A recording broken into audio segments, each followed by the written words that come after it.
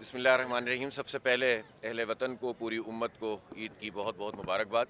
आप सब लोगों को भी मुबारक हो। और ये ईद तो इनाम है दर हकीकत रमज़ानुल मुबारक में, जो हम कुछ अल्लाह ताला से ताल्लुक़ अपना सवार रखते हैं, उसके नतीजे में अल्लाह ताला ये अता करता है। लेकिन इस वक्त जो ईद यहाँ आई है वो बहुत परेशान कुन हालात में है कि इस वक्त हमारे गज़ा में जो बच्चे हैं वो शहीद हो रहे हैं। और ईद के दिन खेल के मैदान में जहाँ बच्चे खेल रहे थे, वहाँ इसराइली दहशतगर्दों ने बमबारी की है और उनको शहीद किया। आप सोच सकते हैं कि किस सूरत हाल से हमारे गज़ा और फ़लस्तीन के लोग दो चार हैं। इस वक्त पूरी उम्मत को उनकी पुष्ट पर खड़ा होना चाहिए। हमारे ईद के इज्तिमात भी उन्हीं के नाम होने चाहिए। हमारी तमाम तर जिद्दोजहद, हमारे मदारिस, हमारे स्कूल, हमारे कॉलेज, हमारी यूनिवर्सिटियाँ, उन सब को अहले गज़ा की पुष्ट पर खड़ा होना चाहिए और अपनी अपनी हुकूमतों पर दबाव डालना चाहिए। वो हुकूमतें जो अमेरिका की कासालेसी कर रही हैं, जो ट्रम्प की आशीर्वाद हासिल करने के लिए लोग लाइन लगा कर खड़े हुए हैं, उन सब के मुकाबले में पूरी उम्मत को खड़ा होना पड़ेगा, वरना हमारे हालात मज़ीद बिगड़ेंगे। और अगर कोई ये समझ रहा है कि आज गज़ा के हालात ख़राब हैं तो बाकी जगहों पर बच जाएंगे, तो ये जो सहूनियों का और यहूदियों का जो तर्ज़ अमल है, इसको सबको पता होना चाहिए कि ये किसी को नहीं छोड़ते। और मैं ख़ास तौर पर अरब ममालिक से कहना चाहता हूँ कि जो इसराइल के साथ साज़बाज़ कर रहे हैं और गद्दारियाँ कर रहे हैं, जो जासूसियाँ कर रहे हैं हमास के लोगों की, वो बाज आ जाएं। अल्लाह की पकड़ से बच नहीं सकेंगे। वो अज़ाब आएगा इनके ऊपर अगर उन्होंने इस वक्त अहले गज़ा का साथ नहीं दिया।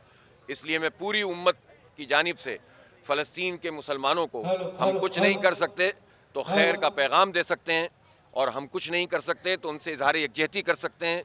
उनको हम मोहब्बत का पैगाम देते हैं और उनको अपने ताउन का यकीन दिलाते हैं। और पूरी उम्मत से मैं दरख्वास्त करता हूँ कि वो उनके साथ खड़े हों। हमारे मुल्क के जो हालात हैं वो भी सबके सामने, बम धमाके हो रहे हैं, दहशतगर्दी हो रही है, और अगर उसके असबाब को देखें तो वो सबब भी वही है कि आज से 20-25 साल पहले जिस तरह पूरे मुल्क को अमेरिका के हवाले कर दिया था मुशर्रफ ने, जब से लेकर अब तक हमें सुकून नहीं मिल रहा है।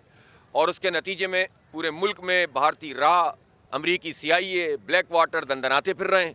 फिर बजाय इसके कि मसले को एड्रेस किया जाए, हमारे जो रियासत है और रियासत के इदारे हैं वो अपनी मर्ज़ी के लोगों को हम पर मुसल्लत करते हैं और उसके नतीजे में पूरी सोसाइटी को मैनेज करने की कोशिश करते हैं। बल्कि होना ये चाहिए कि लोगों, फ़ौज और आवाम के दरमियान भी अगर कोई एतमाद साजी हो सकती है तो वो सिर्फ इस सूरत में हो सकती है जब फ़ौज अपना काम करे और सियासत से बाहर हो और हर इदारा अपना आइनी काम करे और जिसका मैंडेट है उसको तस्लीम करें, तो ये दूरियां भी ख़त्म होंगी और मसाइल भी हल होंगे। बलूचिस्तान में इस वक्त इंसर्जेंसी है, इस वक्त खैबर पख्तूनख्वा में रोज़ धमाके हैं। हम ये समझते हैं कि ये बदतरीन हालात में पूरी कौम को यकजा करने के लिए हुक्मरानों को कम अज़ कम कोई मिनिमम एजेंडा तश्कील देना चाहिए। अगर इसी तरह से वो मामलात को चलाते रहे तो हालात मज़ीद बिगड़ सकते हैं। अच्छा सर, APCP इस मामलात पे बुलानी चाहिए, सब कुछ करना चाहिए, लेकिन बुनियादी बात यह है कि ये तो करना चाहिए ना कि अपने खुलूस का तो इजहार करें। देखें तो सही कि आप एड्रेस भी करना चाहते हैं मसले को कि नहीं करना चाहते। पता नहीं वो कौन सा हल्का है जो ये कहता है जमात इस्लामी के अलावा बात कौन कर रहा है इस पर। इस वक्त कराची के जो भी मसाइल, मुश्किलात, परेशानियां हैं और जो लोग, हमारे बच्चे इस तरह रोज़ डंपरों टैंकरों के आगे जाँ बहक हो रहे हैं, शहीद हो रहे हैं, उस पर जमात इस्लामी के अलावा आवाज़ है कौन सी? तो और उसके लिए ज़ाहिर है जो भी इक़दाम हैं वो करेंगे। आज ईद के मौके पे तो हम पूरी कौम से यकजहती का पैगाम देते हैं। और मैं ख़ास तौर पर हुकूमत से भी ये कहना चाहता हूँ कि अगर वो इस रविश पे चले कि ड्रोन अटैक्स के ज़रिए से कोलेट्रल डैमेज करेंगे और आवाम का कत्ले आम होगा, तो हालात कभी भी सुधरेंगे नहीं, बल्कि नए दहशतगर्द पैदा होते रहेंगे।